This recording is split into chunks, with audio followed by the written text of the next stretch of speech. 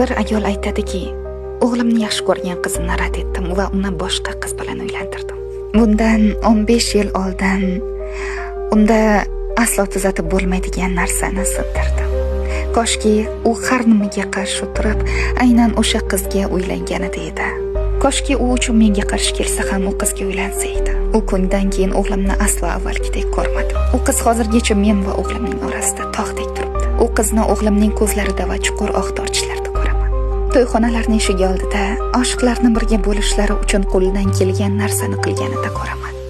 Doim meni oldimga ayoli bilan tortishib qolib, unga g'azabli kelganida uning ko'zlarida ko'raman. Men o'z hokimiyatimni ishlatdim va o'g'lim meni yomon ko'rdi. Haligacha u qizni yaxshi ko'radi. Izn beringlar, qalblar o'zlariga o'xshaganlarni tanlasin. Har narsada hukmdorlik qilishdan voz kechinglar. Farzandlaringiz sizlarning mulkingiz emas, balkim sizlar ham o'z nafsingizga ega emassiz.